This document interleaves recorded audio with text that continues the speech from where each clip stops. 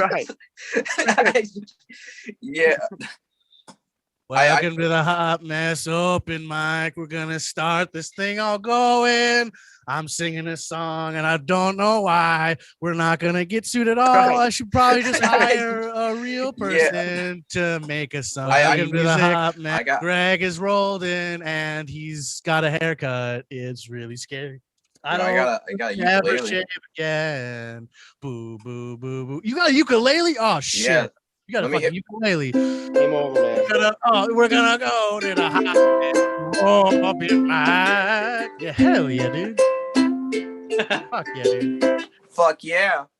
Fuck yeah, Hell dude. yeah.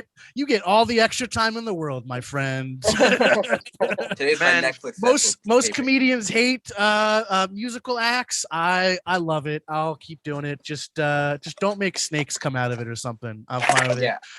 This is the Hot Mess Open Mic. I am one of your hosts. We got a German in here because Don's not here, so it's just turned into a backdoor. That was a good trade. It's turned into the backdoor podcast of me and Marv. And so if you want to listen to us, we're not going to tell you how to find it. You'll just have to figure it out on your own. Yeah, we're that desirable. Yeah, you got to work for it. You're gonna have to like look on our profiles and stuff. And it's not on my profile, so you have to look on Marv's profile. It might not even be on his. You might have to look at the German team speak he's on. Yeah, and then you have to translate that. It's hard. Yeah. Everybody gets 5 minutes. I've given Marv co-host powers, so he can use them in whatever German fashion he chooses. And You're doubled right now. Why are you doubled? Why am I doubled? Okay, Stop. Okay, it's cool. gone. There we go. All right, trouble doubled. Cool. Yeah. All right, that was weird. Right.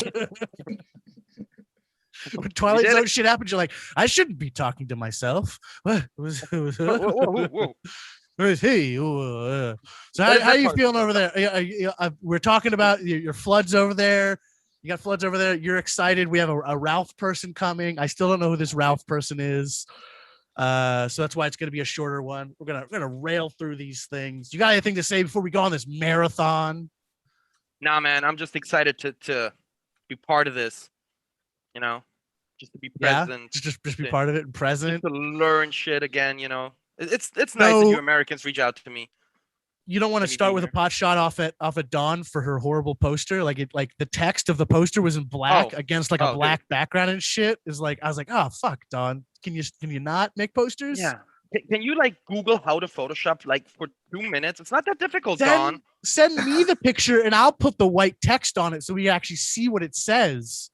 I mean, it's. I guess it was cute. Her butt was kind of in it.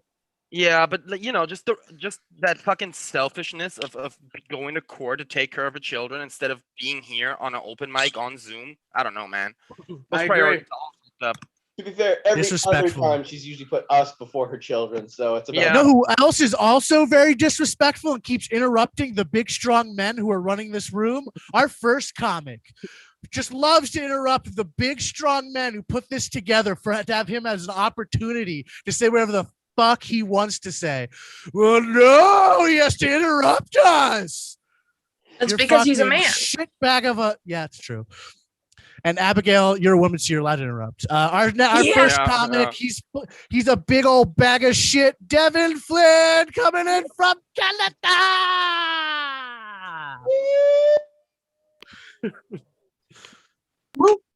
My dogs just started barking. Amazing introduction. I want to say hi to Abby. I love your bed head. It's so poofy. It's great. Wake up looking that beautiful. And then there's Gregory, who's picking his nose like a champ. It's a scratch. It's scratching. It's a scratch. I don't know what I was going to talk about today, but tell you guys about my job. My jobs are weird. So I used to work at this mental health agency for years. And the thing is that surprises people is like, I didn't go to school for it at all. But like, I took the back door to mental health, by which I mean, like, I didn't go to school. I just started low, but like worked up real fast. I was like this close to fucking running the joint. So my first job was promoting training grants. So my second job was advertising suicide prevention training, which a lot of people use those grants for. My third job was teaching suicide prevention training. Like, I got hired for something I had no business being hired for. Like, that's like a janitor becoming a manager or a shitty reality TV show host becoming president. It just shouldn't happen, guys. So I rose to the occasion, though. I did really well. It was a little bit personal, but my brother actually tried killing himself in the middle of my training. By the way, that's the shittiest pop quiz ever when you're doing suicide prevention training ever. You're gonna put your skills to use now, motherfucker. By the way, suicide prevention training and stand-up comedian. That's the weirdest form of job security ever. Some of you laughed. Some of you are looking away from the camera, and I think you could message me after this show. I'm kidding. Don't message me. I don't do that job anymore. You're on your own. But I try to remind myself that, like, that's not a normal job. Not a lot of people did that kind of training. So it started to affect my dating. It's like when I was on Tinder and doing the whole dating thing, late 20s, early 30s, you start bonding with people over personal traumas as millennials. That's how you meet people, essentially. It's just that and I think it was because that's the demographic that are primed for dealing with shit, but equally lacking the skills to do so. It's like divorce, alcoholism, questioning your career choices, existential crisis, and worst of all, children. So this made for some awkward situation with some late night texts. You're connecting with the girl, you start texting, but sometimes those late night messages turned into like legit cries for help, and it was a little bizarre. So I would drive over. This girl who's clearly going through stuff would meet me in the doorway. She'd tell me she just needs a hug. Gentlemen, that's the definition of an awkward boner. Like, we've all had those awkward boners before, when we shouldn't have, but like the last thing you want her to think is that you have a crying fetish or a fetish for women. That is a pool of crazy you do not want to stick your dick in if she starts thinking, oh, you only love me when I'm crying. Yeah. So in those late nights, like, she's emotional, she's crying. Like, I didn't know if I was dealing with like a suicide attempt or getting a blowjob. I mean, play my cards right. Could be either or. And by the way, the order of that joke is very important. Is doing one before the other is going to make a huge difference. Really thought that would get a bigger laugh. So let me be clear. I've never had someone be suicidal after giving me a blowjob, but why take the risk? Yeah, that dead silence means my time is up. I'm going to give the time back to the room. Thanks, guys. No. That meant that we don't believe you. I'd bring up a guest to talk on my behalf, but I haven't heard from her for a while. Flynn doing the time-honored tradition of bringing up the hilarious topic of suicide and then bringing no levity to the topic. Masterful use of the topic. You're supposed to end all suicide bits with I'm not gonna kill myself this week, and then everyone gets happy. I think that's how that works. Or you do Marv, just commit suicide. Yeah, that also works. Yeah, Marv. In Germany, they call suicide becoming an American, right? Is that would that play over there? Is that a good one for the German crowd? No, not really. You got better stuff. Talk about cheesesteaks and shit. They're gonna lose this stuff. I got one. Here's my impression of Jerry Seinfeld during World War II. No. I get it. Yes. It's not me doing it. He can do it. It's not me doing it. Let him learn. What's the deal? What's the deal with gas chambers? I get it. Gas chambers are the most effective way to kill Jews, but could you just make the gas flavored? Can I die with a little bit of strawberry on my lips? Can I just maybe like a nice Maui Wowie mango gas and I feel like I'm in a tropical Hawaiian thing and then I'm dead? Yeah. I'm not legally allowed to laugh at brag that. about having a girlfriend again? Good job. Are we still letting women scream into the mic? Is that what we do? I don't know if we are. You have co-host powers. You can... Oh, okay. Oh, Got it, Marv, Abigail. Why did you mute Abigail? Oh no, I you're a didn't. horrible monster. Our next comic's not a horrible monster. Lloyd Legacy. Wait, where'd he go? Lloyd Legacy Sharp coming in. For a hot one. And when I find him, Lloyd Legacy Sharp. There you are. Yeah. Thanks for coming to Hot Mess.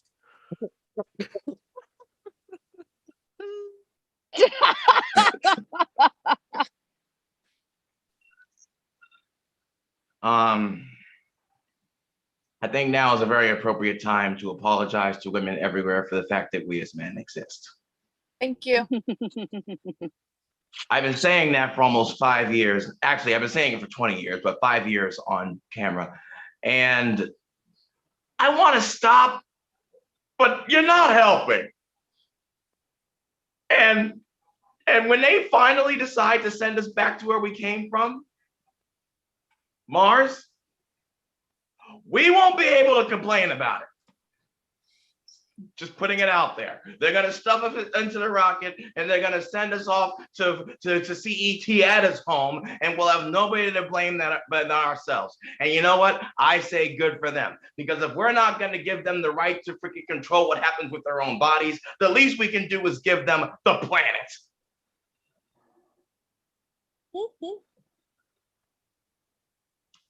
Now, jokes. Personally, I feel like fuck, marry, kill is less of a word association game and more the timeline of a toxic relationship. And I'm not sure we should really be. And I'm not sure we should really be promoting that. Doesn't seem healthy. You know what else isn't healthy? Mispronounced motivation. Whoever came up with the phrase, you miss 100% of the shots you don't take, as well as whoever lives by it, clearly doesn't know how percentages work. If there's a shot taken, I might miss it. I can't miss a shot that I don't take, because I didn't take it, so I can't miss. It's physically impossible. You can't do it. You can't.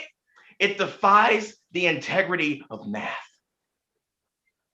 And the fact that somebody who survived the first wave of the MCAS here in Massachusetts has to use integrity and math in the same sentence means that when it comes to your attempts to motivate, it can best be described as, you're doing it wrong.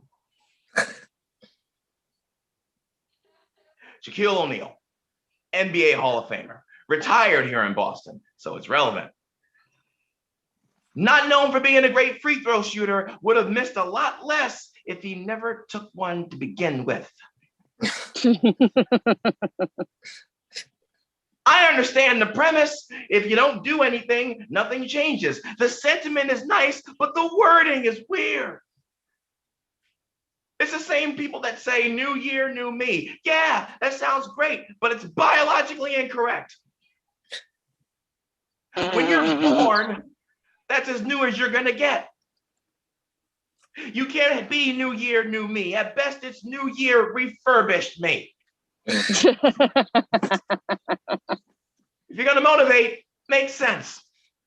That's all I'm asking.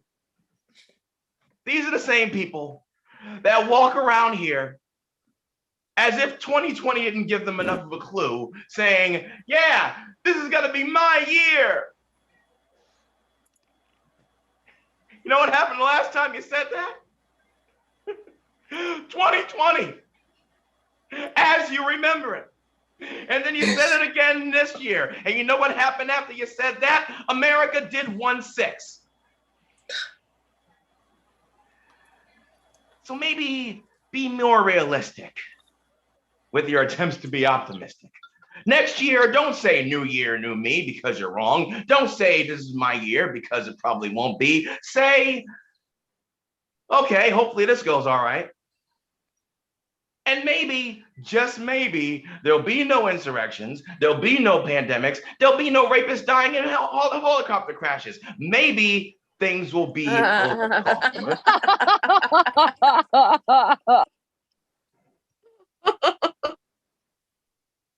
In closing, I want to say that I'm glad that Juneteenth is now a holiday, because Cinco de Mayo and Juneteenth together has made Black History Month, being the shortest month of the year, a little bit easier to deal with. And if that sounds off color to you, think about how I feel. Every February, looking like the victim, but sounding like the problem. It's hard to stand in solidarity. But as I always say, it's perfect for this. Public speaking. Because no matter what I say, I look Black enough to get away with it, but sound white enough to make you listen. So thank you for doing that. I gotta go to New Hampshire and hopefully not get hung off a cherry tree. Bye-bye now. Void legacy sharp, saving one cherry tree at a time. Thanks for coming. Boo, lists. Lists is a thing. I've reconfigured the lists. It is. I gotta admit though, I'm very in for all that pedantic humor. You know, just being like very spot on. That's very German. I like it. But precise, just precision. To disagree, You like yeah, German precision. Yeah, just to disagree a tiny bit. Technically speaking, every 5 years you could say "New Year, New Me" because every 5 years, 100% of the atoms that make you up are replaced. So, you know. Atoms. Yeah, atoms. Yeah. I guess. The thing that always fucks with me is that there's like atoms and there's like molecules and there's like molecules and there's like atoms in molecules. Right. Oh, and molecules and atoms too. It's so weird. And then there's like quasars in atoms. Oh, dude, is it quasars? No, it's quarks. Not quasars. Quasars is a big thing. It's a big spacey thing. Yeah. Quark. I'm thinking quarks. But yeah, it's all up in there, and nobody knows how they interact. Nobody's ever tested for that either. Like, there's no science for that at all. So it's a struggle, dude. It's a struggle. You know who's gonna give us the straight science? Coming in from Washington, D.C., we got Valerie. Thanks for coming. Hey, what's up, everybody? So this set's going to be the definition of hot mess because I'm bad at time management. So you're catching me outside in DC, which means, of course, the second I get on, there's a fucking siren. I'm also walking a dog because I was supposed to do that earlier. And did I? No, I didn't. And you know who's going to be mad at me later? My therapist. Because I thought that was going to be an hour later than it really was. Whoops. Oh, well. What's going to happen? Nothing. Whole lot of nothing. I guess it goes without saying that I'm bisexual. Well, that was what you were expecting, right? Yeah. Also that I've got ADHD. Woo. That makes a little more sense, doesn't it? Oh, God damn it. It's all good. Oh, that one. Yeah. I feel like ADHD really is the bisexuality of the mental health community, though. On account of nobody believes that either one exists, and especially not after the age of 22. But here I am, living proof. They're both here. You know what? The Hot Mess open mic is happening at a very special anniversary for me. This is perfect because this is the anniversary of when I found my roommate dead in her room. Woo! Happy 2-year anniversary to me. And happy 2-year death anniversary to her, I guess. Hot. Yeah.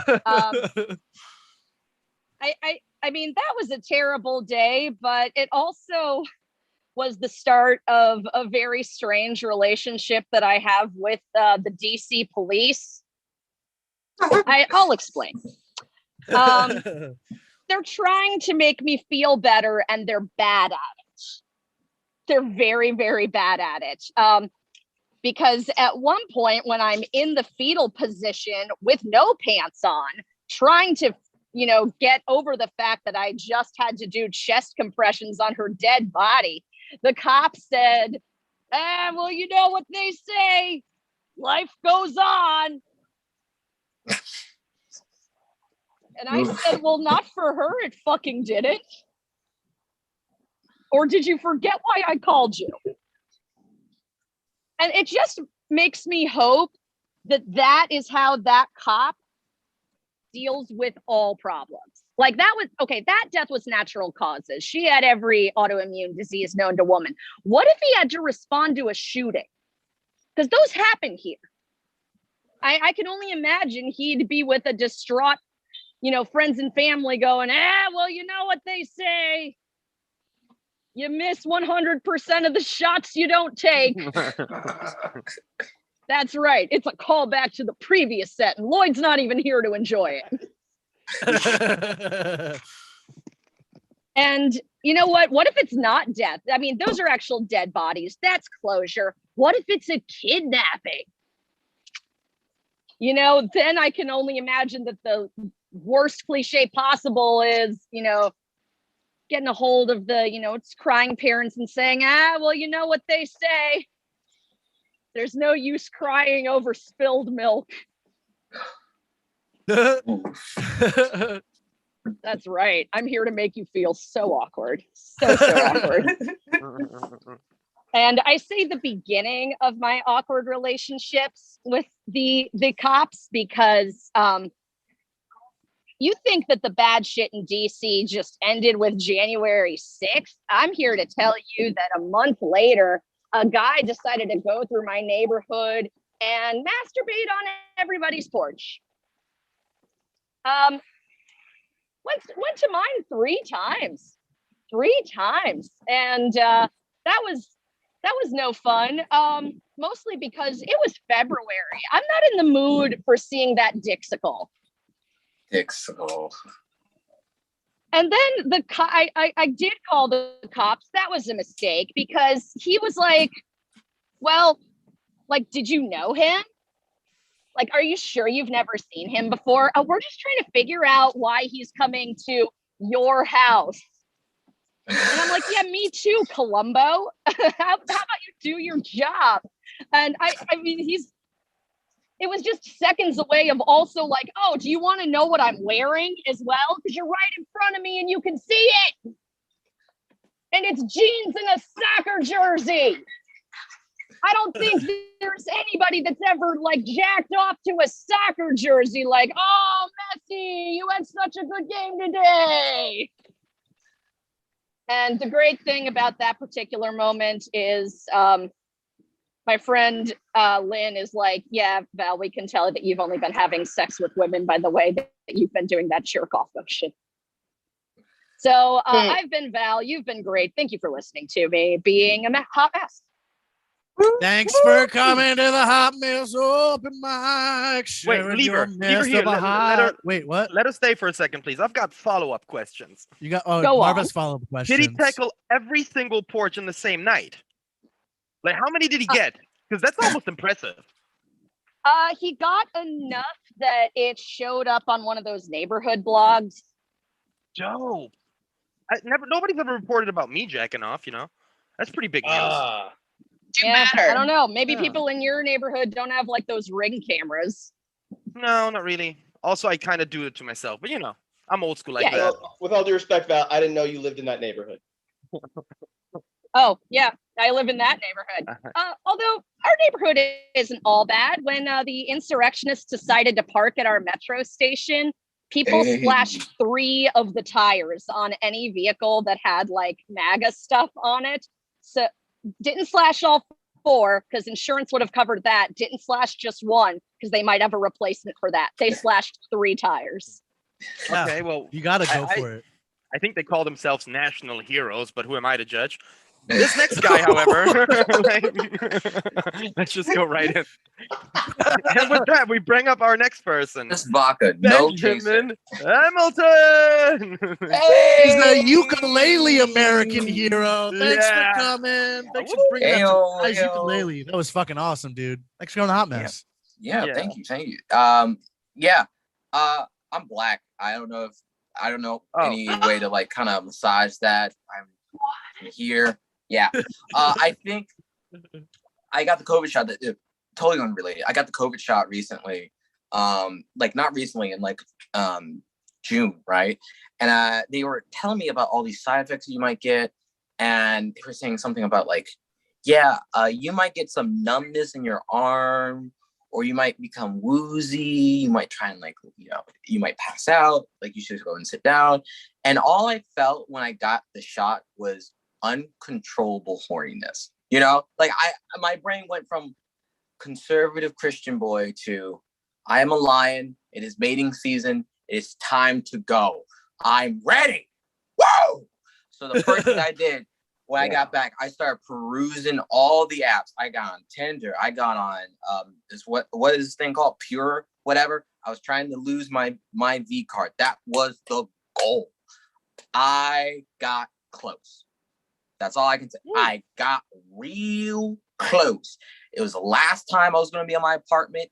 I was talking to this one lady. She was nice. I was nice. We were about to watch anime. I was like, all right, cool. Let's make this happen. So I go to CVS. I'm trying to buy condoms. Okay. This is my mindset. I never had sex before. I go in there.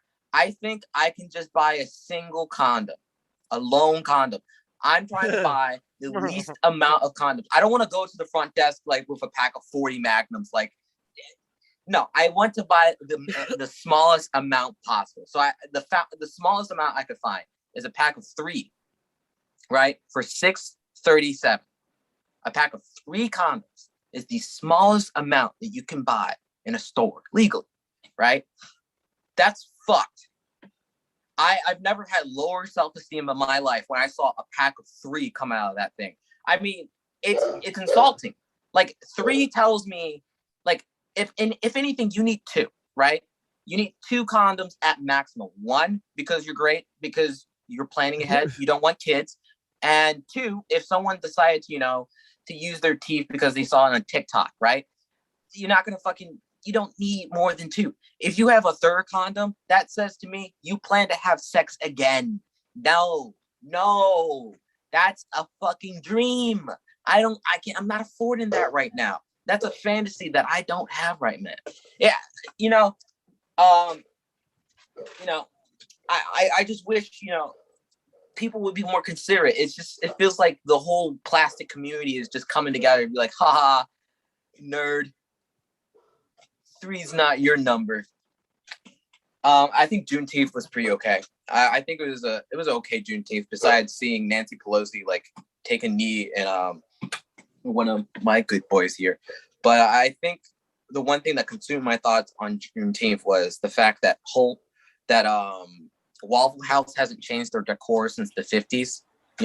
It looks like they just went in and took down their no Negro sign. That's all I did. They didn't really change anything. It was like the civil rights came around. They were like, all right, how are we going to change this? One guy in the back just kind of like hits up his glasses like, I'm going to change your whole lives. They'll come. Our waffles are subpar, but we're the only ones that are serving them now. So Scaramouche. If they don't like it, they'll go fucking Denny's. All right. Yeah.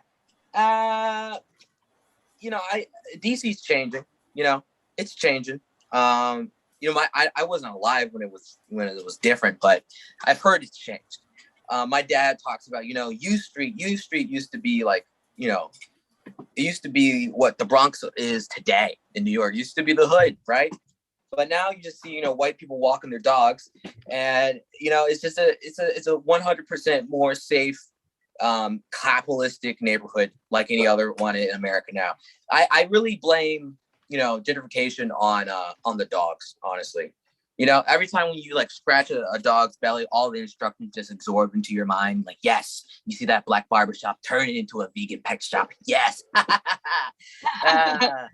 Wash me later, please. No, but like you know who I really blame gentrification on? Home Depot. Listen, Home Depot, you can't renovate a neighborhood without wood. You can't have a farmer's market without a farm. Gardening section, guys. You got to think about this. Think. It's right in front of us. They're hiding it in plain sight. You can't have, what else I said? It's like, I don't know. I feel like Home Depot just is not trying. They're a bipartisan to the core right now, and it sucks, I feel like left-leaning white people sometimes kind of lie to us a little bit.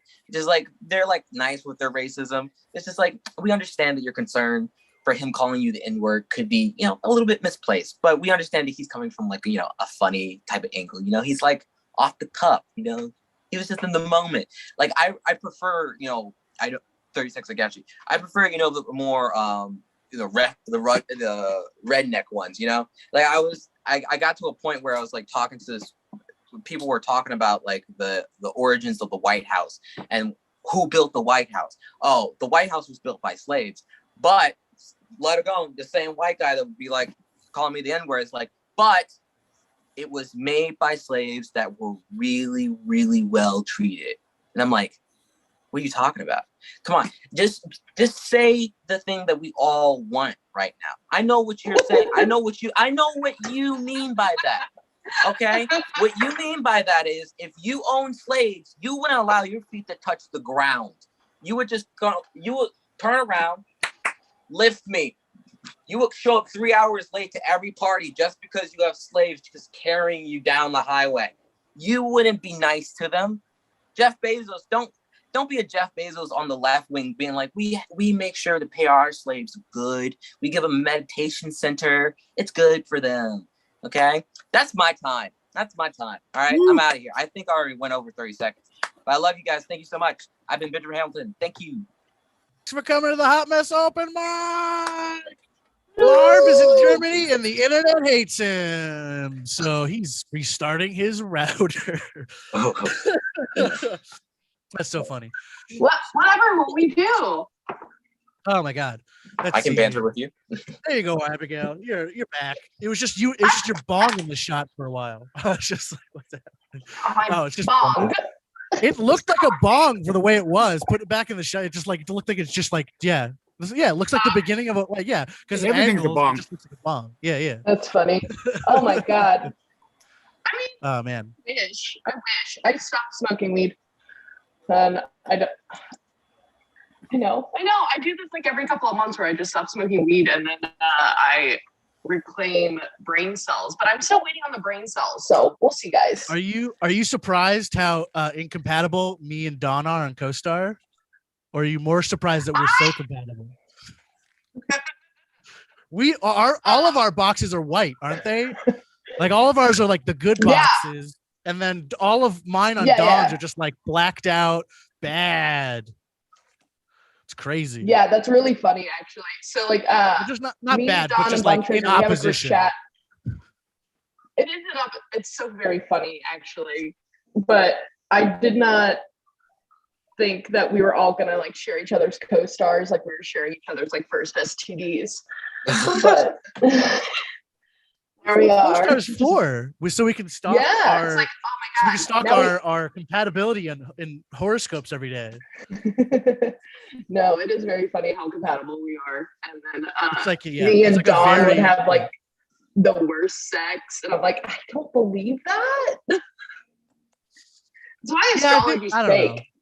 It's like I feel like me and Dawn would have like mutual respect enough to make each other come, Really?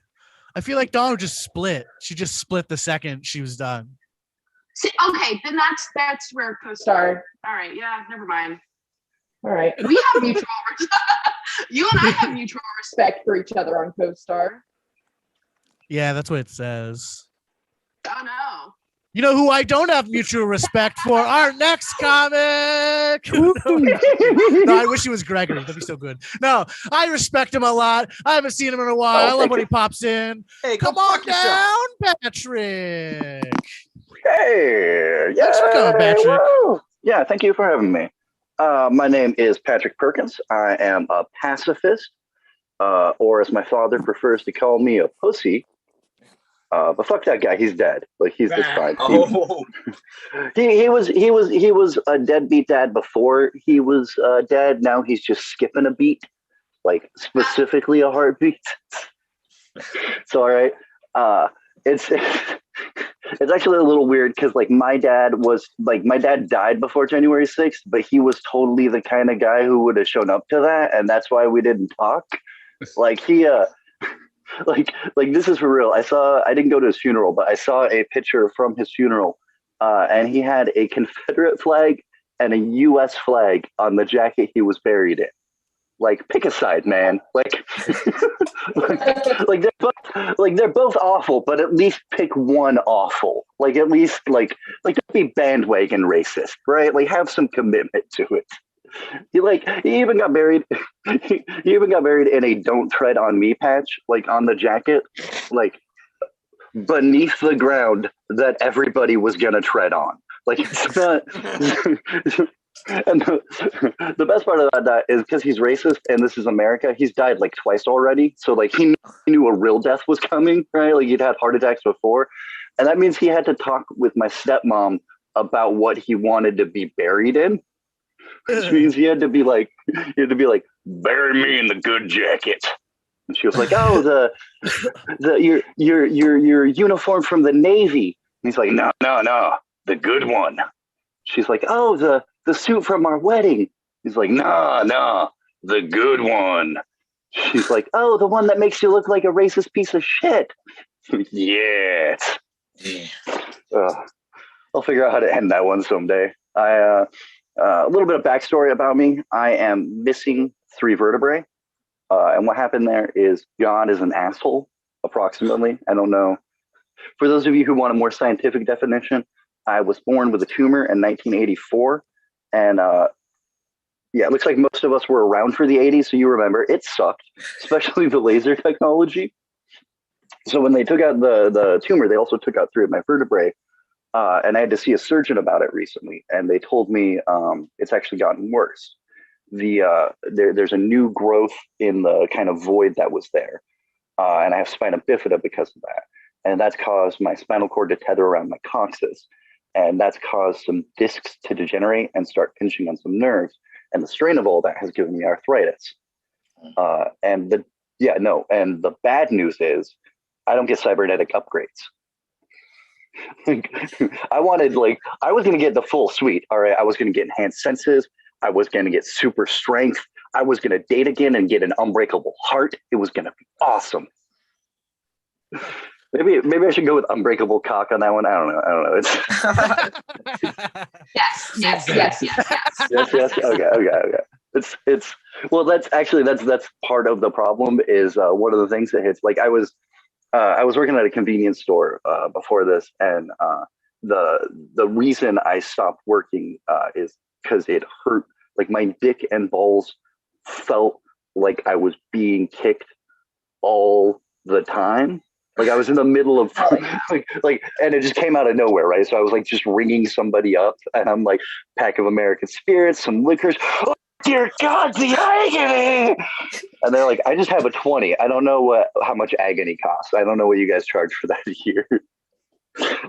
But it means like I've had to look. Capitalism is a thing, so I've had to figure out ways to make money, and that's weird because like I've kind of gone from poor white trash to poor white recyclables. Like I've sort of started learning some political theory and stuff, and like taking the time to really educate myself. And I've like sort of come to the conclusion, like, I don't think money should exist, but I keep having to ask people for money, and I don't know how to make it work, right? Like I've been house sitting, and I don't know how much to charge you for me to go to your house and just masturbate while you're not there. Like, I don't know what the going rate for that is. Right. I'm also thinking of like going into history, like becoming a history teacher, because I'm a really big fan of that. But at the same time, like, I don't know if I can be a teacher, because I would totally, like, 20 an hour. That's what I charge for sex. If I was going to be a teacher, though, I don't know. Like, I don't know that I could do it, because like I'm the kind of guy who would go for a rant where I would just end up being like, and Thomas Jefferson was a child molesting, human trafficking asshole. He used heroin to stop diarrhea and started for fun like a real person. The kids are just going to be like, oh, Mr. Perkins is PE. I don't know if I want to know that. All right. I saw the 30-second. Okay, thank you. I'm gonna go to therapy now. Oh, thanks for coming, Patrick. The Hot Mess Open Mic. Thanks for coming. Yeah, thank you. Hanging out with me while I drink the coffee and the other things. Marv's a bat, so I can't make him a spotlight.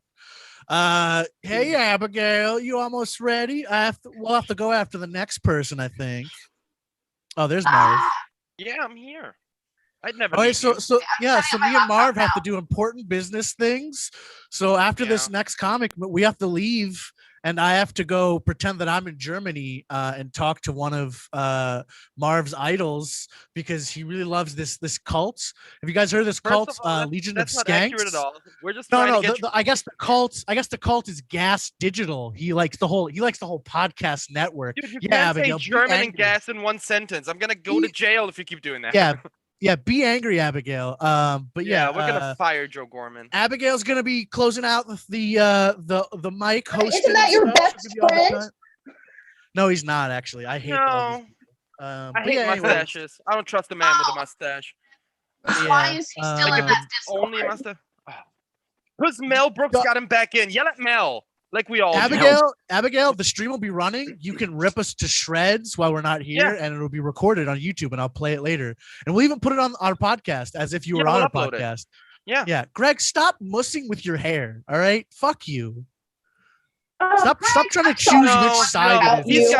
He's got brand new short hair. He's got to play with it. It feels awkward. I get brand new short hair. I get it. Yeah, we get it. Brand new short hair. Patrick. Yeah. You know what, Gregory? You are actually the best man in my life right now. How does that make you feel? Who else is in your life? What? How? No one's in her life, I guess. Thanks for taking the pressure off us, man. Yeah. I feel like I set a low bar. We're me and Marv are leaving this open mic in a big old clusterfuck of fury and drama and emotional turmoil.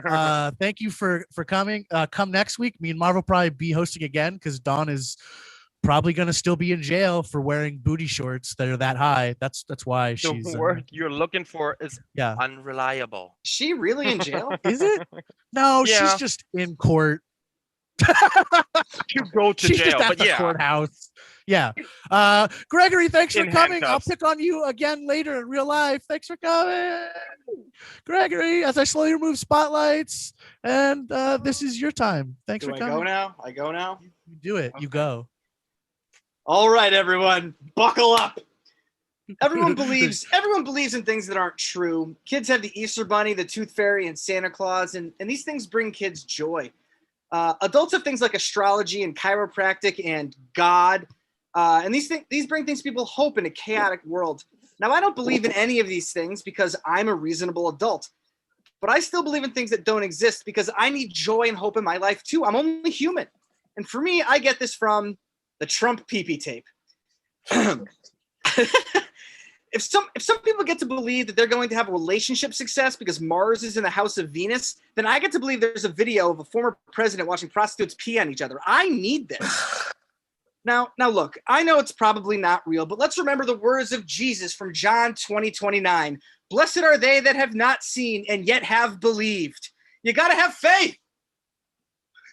And by John 20:29 here, by John, I of course mean the toilet. Mm-hmm. Yep.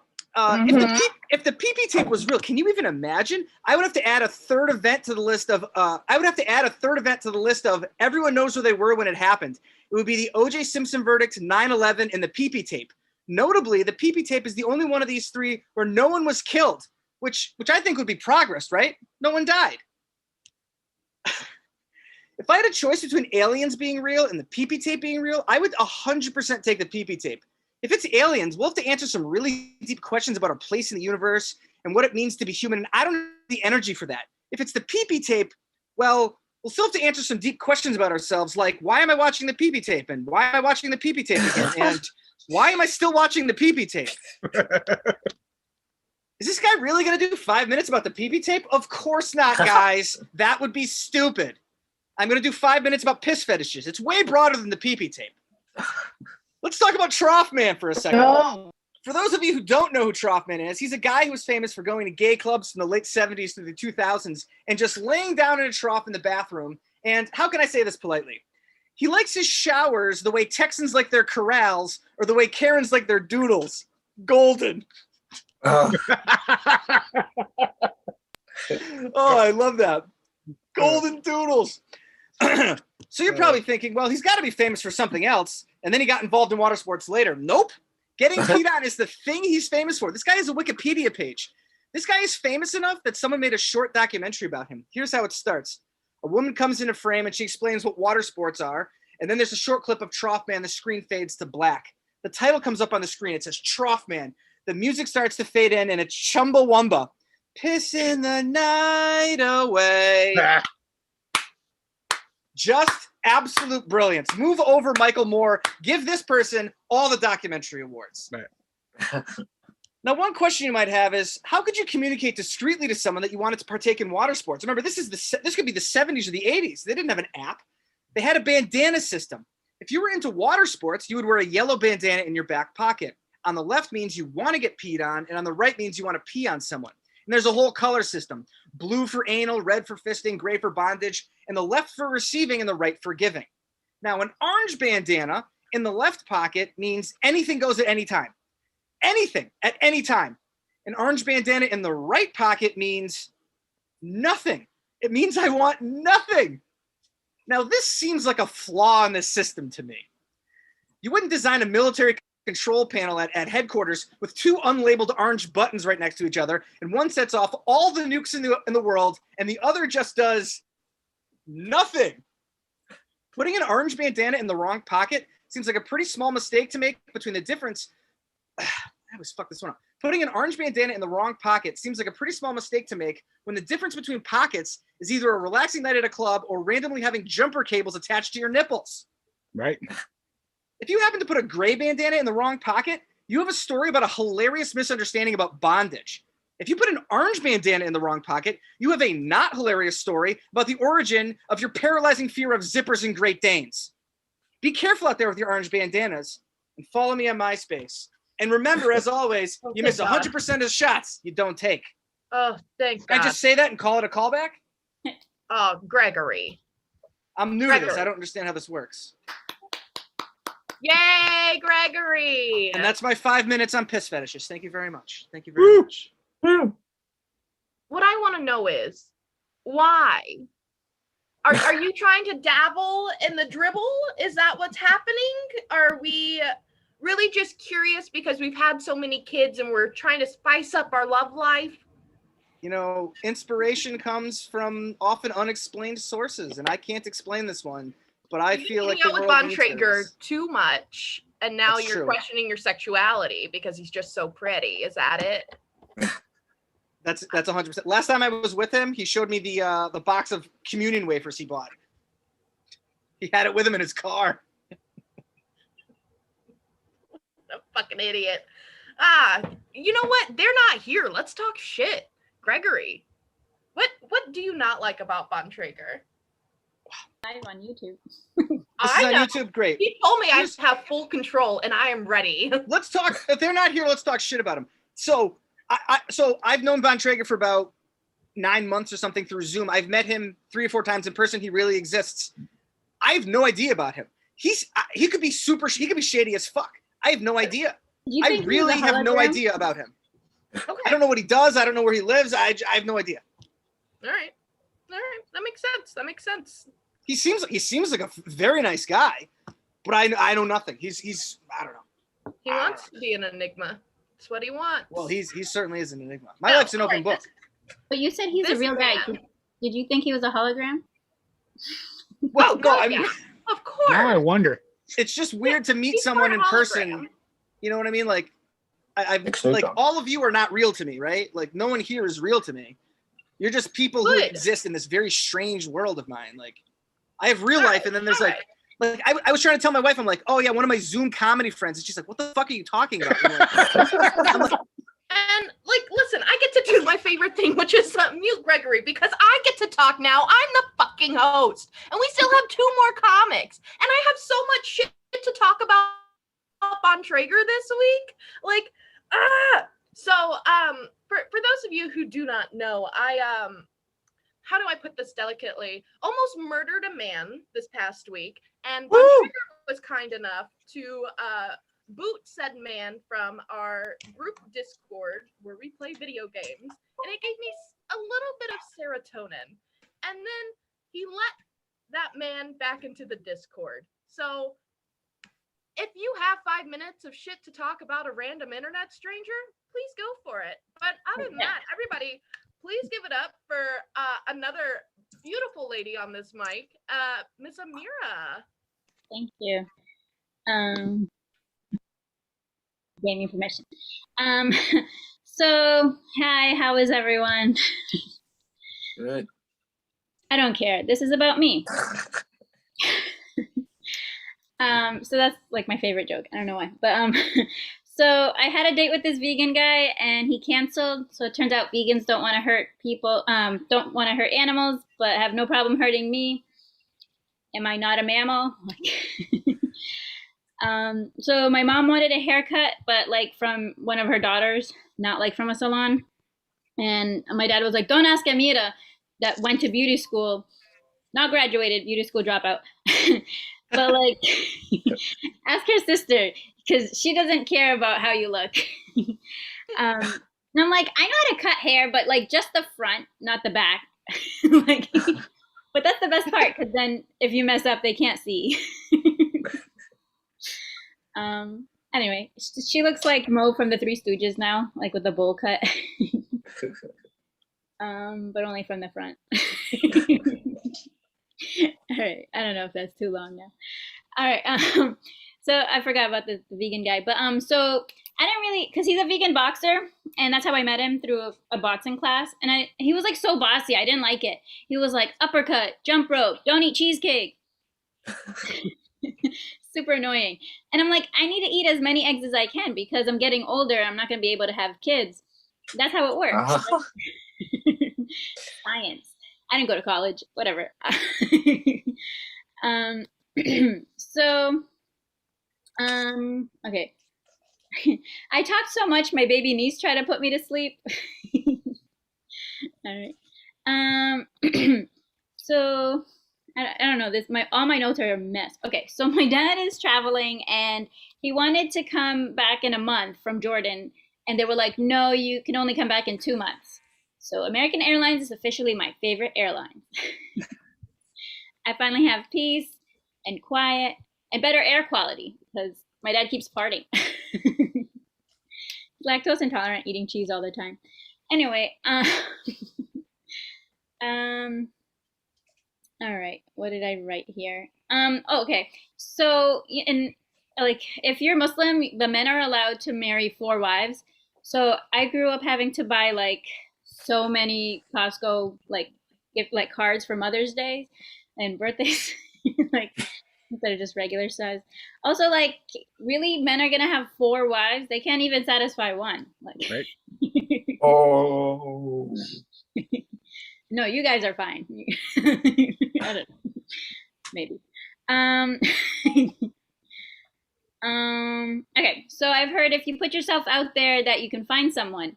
But I'm an agoraphobe, so that means I'm scared to leave the house. So I expect the same results by keeping myself in here. Scary outside. I mean, like, social anxiety is very scary, but also COVID stuff, whatever. All right. Have you guys ever been on hold for so long that you just like, and you have to start getting ready, so you just wrap your phone up with like saran wrap, and you're just like, I'm gonna go take a shower now, and then they finally, and then like they answer, and you're like, hello, and you have like shampoo in your eyes. No, yeah, I just wanted to know my insurance form. Like it was not worth it. I'm like, is there an email to like just use next time? I don't know. Okay, so what is this? I'm gonna do an old one. So my sister has been waxing her own bikini area. I was like, why don't you just shave? It's so much easier. And she's like, oh, because it gets scaly and bumpy. And I was like, oh, men don't care what's on the outside. They only care what's on the inside. So glad I went to the old one.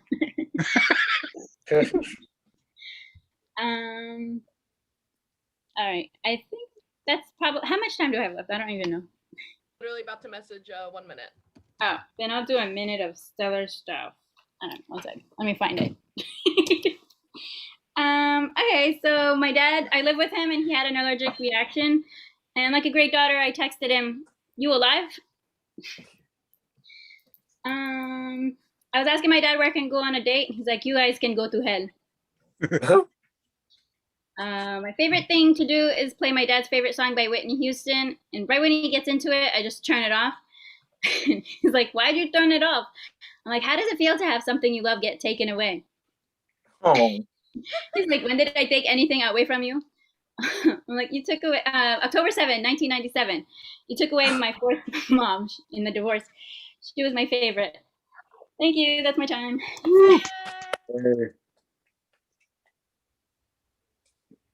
Recording noise sucks. I did not miss it from my 2-week hiatus from Zoom, which I can guarantee you wasn't that great. I think I've actually hit like my personal rock bottom, guys. Like my first thought this morning was just like, you know what? Maybe I should try heroin. You know, like that's probably not the healthiest like coping mechanism somebody should have. But like in all like seriousness, like without heroin, we wouldn't have Kurt Cobain, you know? If we didn't have Kurt Cobain, we wouldn't have the coolest, chillest serial killer of all time, Courtney Love. Oh, man. Right? Right? And then, like, with that, like, we wouldn't have Holla Back Girl without Courtney Love, because that song by Gwen Stefani is about her. And I wouldn't know how to spell bananas because I'm dyslexic. So one day, somehow me hitting my rock bottom and me trying heroin could be the triple down effect that I deserve. Like, what if I do heroin and then 5 years from now, we send Jeff Bezos into space and it's just Challenger all over again? Like, who wouldn't want that? I don't know. If you guys have tips, the suicide hotline called me and told me to get a better plan. It's fine. Everybody, please give it up for your next comic. Wow. Have not missed a beat.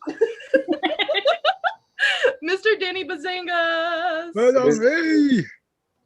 Good afternoon, everybody. Thank you for all staying out here for a minute here. I like that segue right from heroin.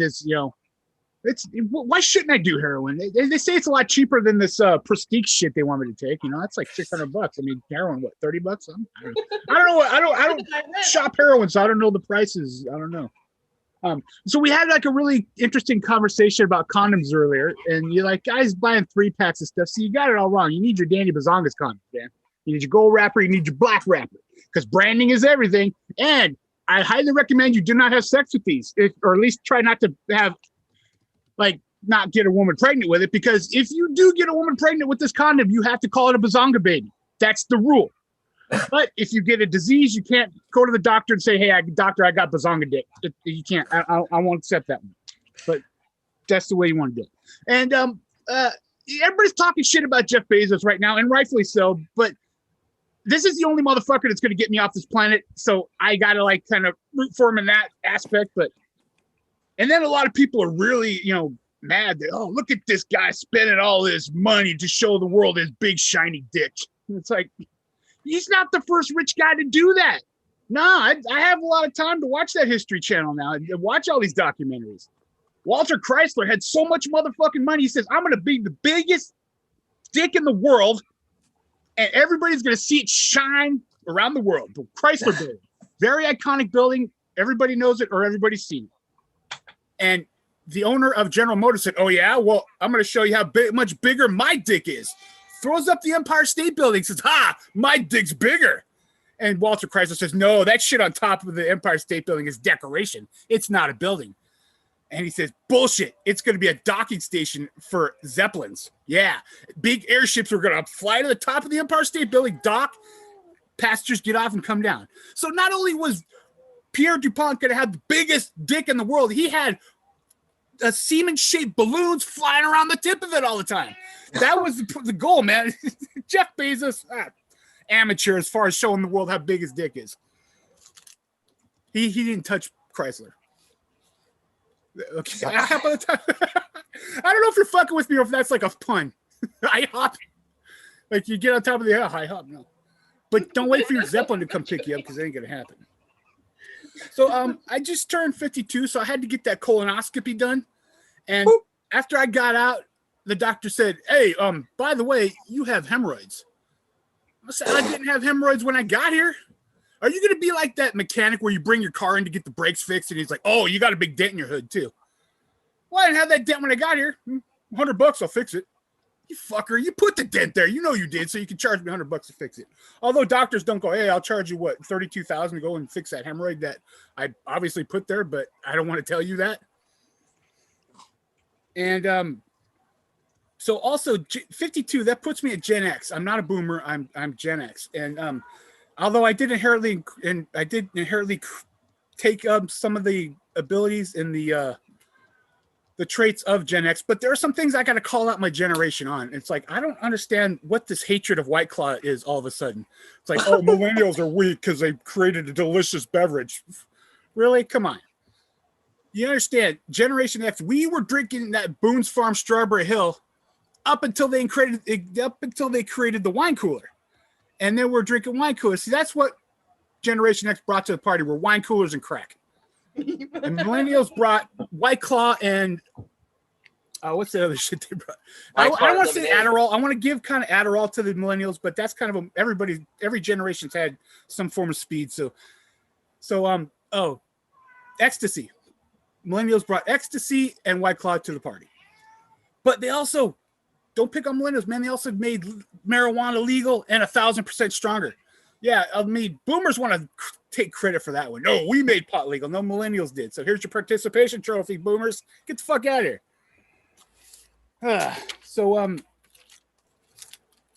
I know Greg left already, but he had a good point about the coding system on how to determine what you want and everything. Because I was thinking, whenever I try to start reading the Bible, I get to that story of Sodom and Gomorrah and I stop because I got questions here, man. I gotta wonder. It's like, how much butt sex do you got to have in a town that your town is known for butt sex? In fact, the act of butt sex is named after your town. That's how much butt sex goes on at Sodom. Gomorrah, did they have butt sex, or was that just like regular sex? But over here, you got to have butt sex. It's confusing. Anyway, thank you for my time. Yay! Thank you. All right, I did it. It's now on me. Did it. I know, you guys are so welcome. I'm just trying to go over jokes because I accidentally got booked last night. This is the first time me doing a mic in 2 weeks. And then I channeled all of my sadness. And then somebody said, wow, that was so relatable. Let me have you on this show tomorrow. And I was like, no. Yep. No. Yep. No. I hate when that shit happens because it's just like, I know how to sign my name because I can't afford therapy. I didn't get an education because I wanted to. I got one because I couldn't afford therapy or health care. It's just like, fuck, dude. I'm tired of being relatable. I want to ascend. I want to be godly. I want people to look at me and be like, I have no idea what's going on there. And it doesn't help that I have tattoos and purple hair because then people just know it's just daddy issues. Can you stop? this neighborhood is disrespectful to my Zoom mic now. Like, Jesus Christ. I don't know. I'm tired of like waking up every morning pretending to read the news because I'm dyslexic. It's very hard. Sometimes like I'll look at my phone and like trying to remember like what I wanted to talk about, and I can't do it because it takes so long for my brain to process like what's going on. But like I thought a year ago we all decided that we were going to eat the rich. Not a single rich person has been eaten, and I'm here to say, guys, this is my pitch idea. I'm going on Shark Tank. What if we take one of I hear Bill Gates was on Jeffrey Epstein's plane recently. Not recently, but you know, like I recently found out that he was on the plane. And what if we start with him? You know, fuck all of that charity work that he did. And then we just start a cooking competition. We keep Gordon Ramsay so he can teach us how to make a pork loin out of a billionaire. And we call it the Hunger Games. Like, we have this opportunity in front of us and we're refusing to do it. Pourquoi? Anyway, maybe our next comic will have an idea of how we should keep this thing going.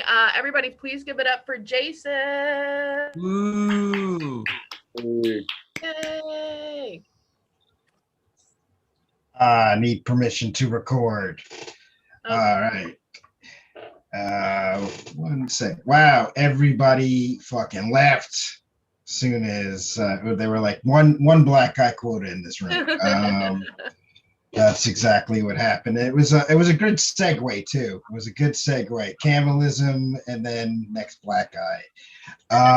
Then cool. So January 6th, we're going through the hearings. I don't know if anybody has seen that. You know, very, very sad. But I love the conversations that I love the conversation. Oh, I love that voice. Such a sexy voice. Yeah. So I don't know who's seen the the January 6th. I keep screwing this date up. January 6th hearings. You know, it's really no laughing matter. But I do love the conversations that I can have with the people in my area. And if you're not familiar with me, which most of you are not, I live in an area where it's New Jersey, where you can actually marry your second cousin. It's legal. It is absolutely legal. The town that I live in, it is legal to. It is also. I'm screwing this up. You can eat squirrels. So much so that we had to have a public service announcement to stop eating squirrels.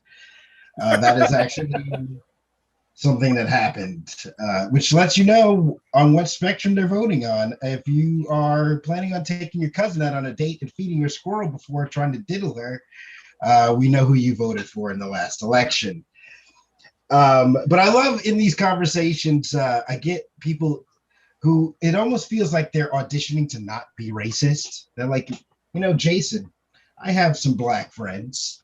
I work for a black company. I have I have all black coworkers. I let a black guy cross the street. He was very friendly. He waved. See, I love black people. I'm not racist. I almost want to reply back and say, well, you were really, really good. I have some couple of notes, but you will be hearing from us in the next 2 to 3 weeks.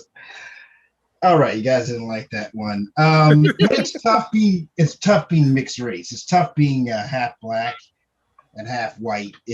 Because you know, you don't only just get it from white people. When you get it from black people as well, like the darker you are, you know, they always say, oh, well, you're not black enough. You don't really know the struggle. You're not part of this. The only way to remedy that is to walk out in public with your white girlfriend, and you will see how black you really actually are. Get the side eye from all the black women. And you get like that one dude that's like, yo, my nigga, what are you doing? Why are you out here with this white woman? And he's only saying that so he doesn't have to hear from his woman on the way home about how mad she is that this guy came in with his white girlfriend.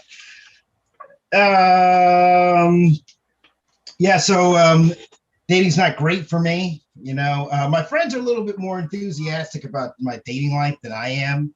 So much so that they've created a FanDuel and a DraftKings account. If you're looking to bet. on my dating life because it's pretty much like, how is Jason going to fuck this up this time? If you're interested, you can go on DraftKings or FanDuel at Chocolate Thunder 69. That's how you can find it. Where Michelle, she's on top. She's the number one. Liz, she's okay. She's kind of like the middle runner of the mill. She can go either way. But Karen, she's the underdog. She's at the bottom, but she might come out on top after much complaining. I think my problem with relationships is commitment. I think that's what it is. It's commitment. That's due to my parents.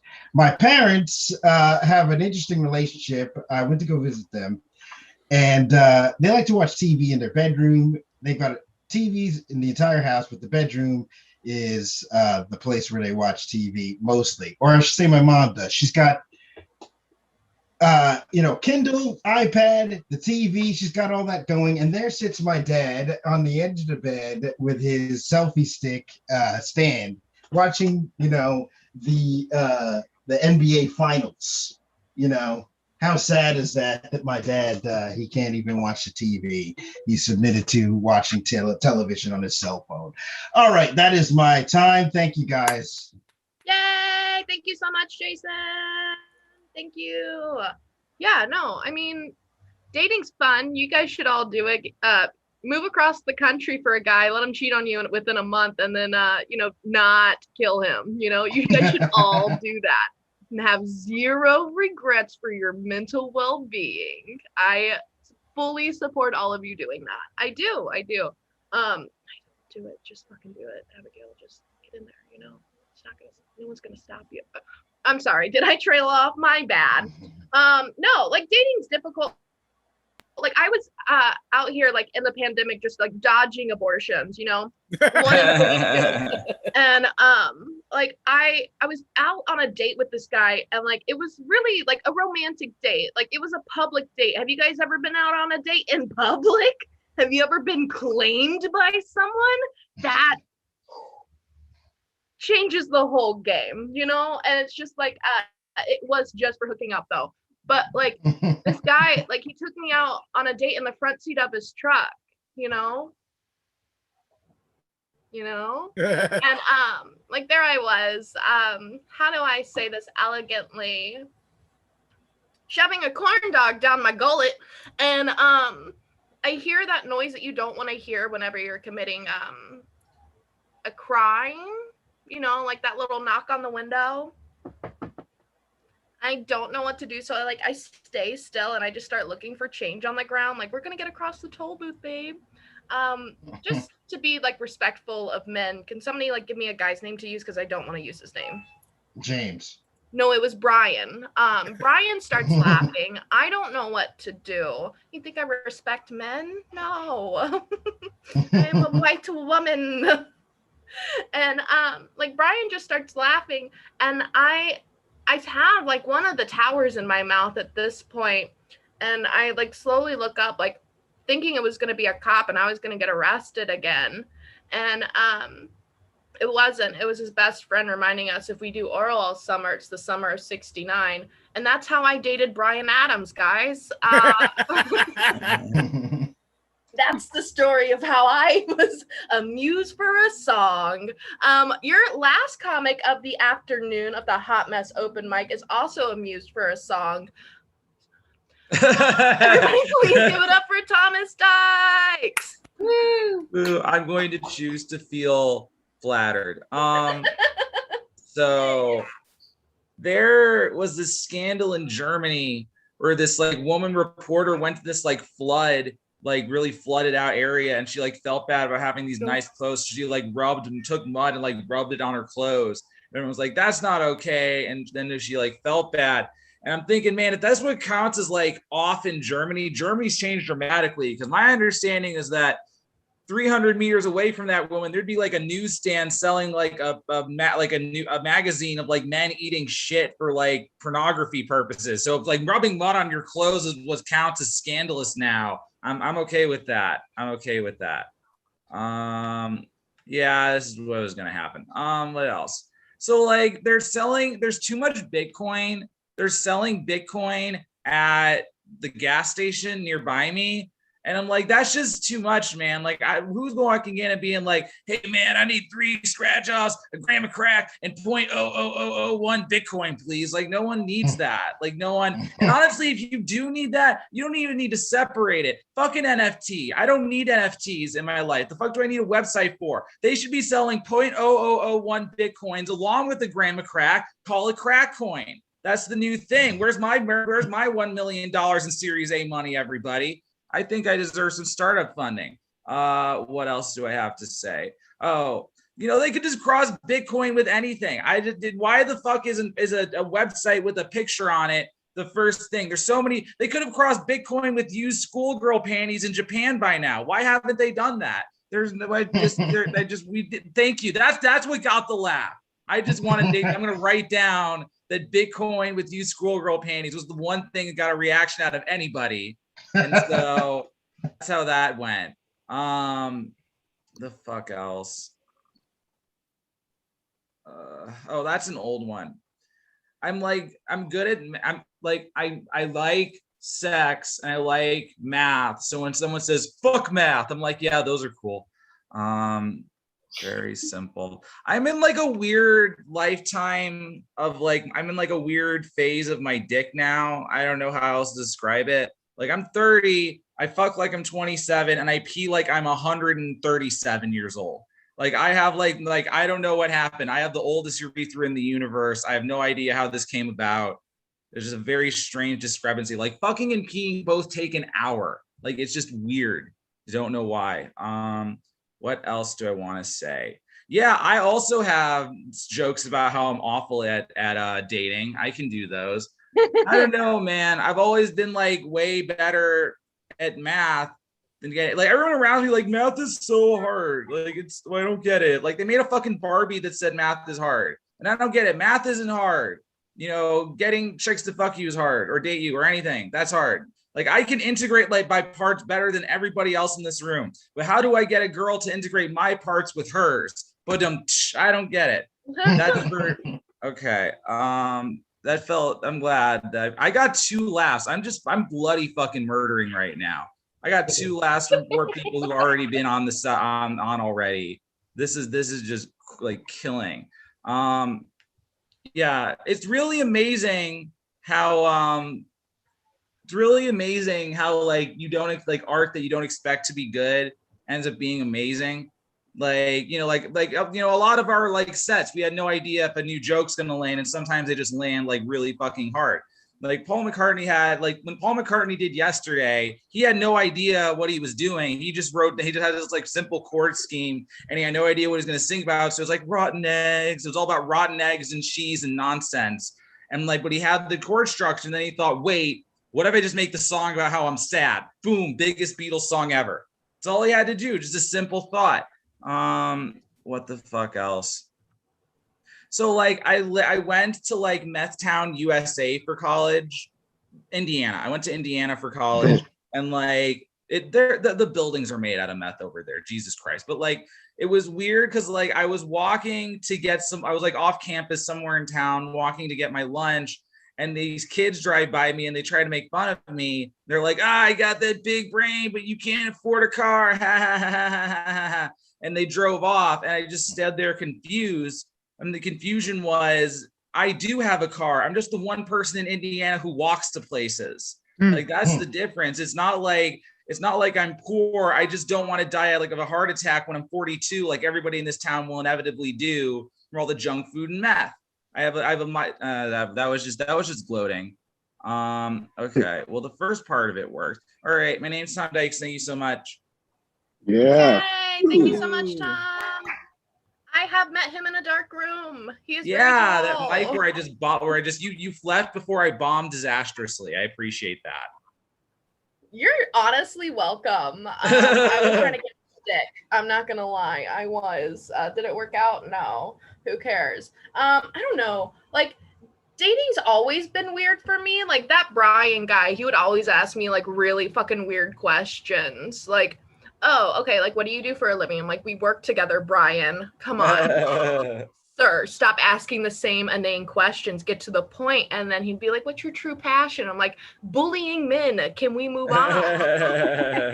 And then he'd be like, you know what, Abigail? Okay, fuck you. How many baby carrots can you fit inside of your vagina? And it's just like, what?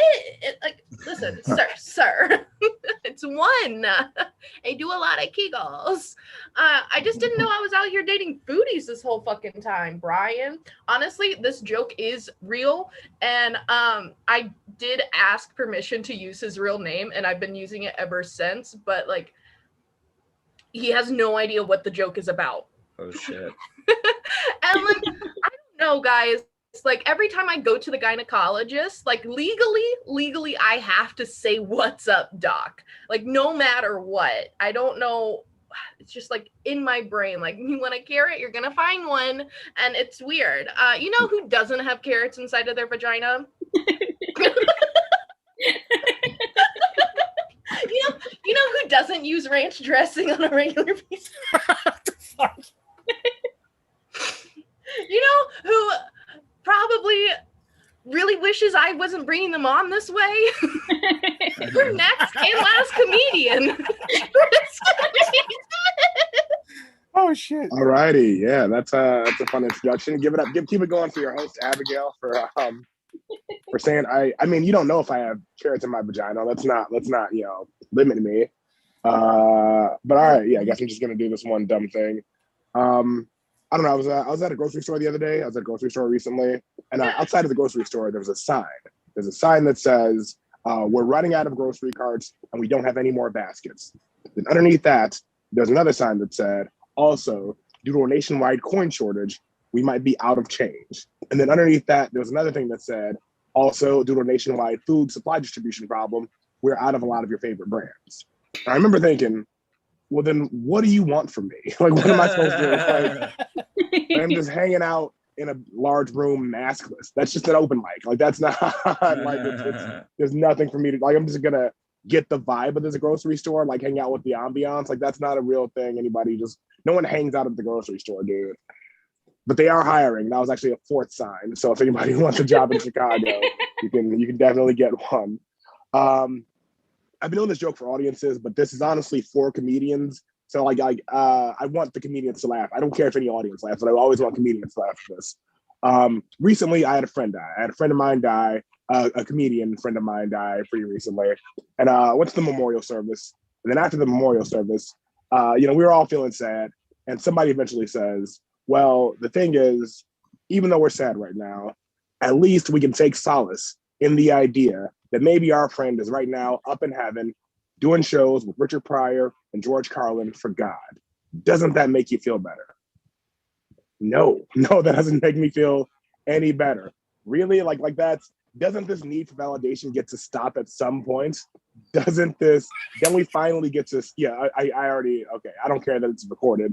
Honestly, they could have kept it going. Who cares? But doesn't this need for stand-up validation finally end at death? Like, can't we finally just stop this job? Also, you're opening for Richard Pryor and George Carlin. You're not the headliner. For real, it's heaven. You don't get to headline in heaven. What an insanely sad hierarchy. I don't know. This is heartbreaking, if anything. I'll do one last joke. I don't get the movie Willy Wonka and the Chocolate Factory. I don't really get that movie. It doesn't really make any logical sense to me. Like, everything after the first 5 minutes is just a mystery to me. The first 5 minutes, it does follow some sort of logic. Basically, it's a movie about a guy who decides to retire from his job. That part makes sense to me. Everything after that's very weird. Because here's what he says to himself. He says, I'm the CEO of a chocolate factory. I own this chocolate factory. I'm going to retire. I'm going to find a replacement CEO. I'm going to do that using a lottery system. I'm going to make it a lottery only accessible to children. How do you think the vice president of the chocolate factory felt upon hearing that news? There's got to be like some Oompa Loompa named Stuart. Probably spent like 26 years with the company, worked his way from the mailroom all the way to the VP's office. I'm sure Stuart lost a lot along the way. He probably had a wife, probably had a kid, and one day they confront him. They say, we want you in this house, Stuart. We don't want a part-time husband, a part-time father. We need you in this house, making this family better. And you know what, Stuart's like, you know what, fuck you, bitch. I'm trying to break this glass ceiling for Oompa Loompas everywhere. I got to make the world better for all of us.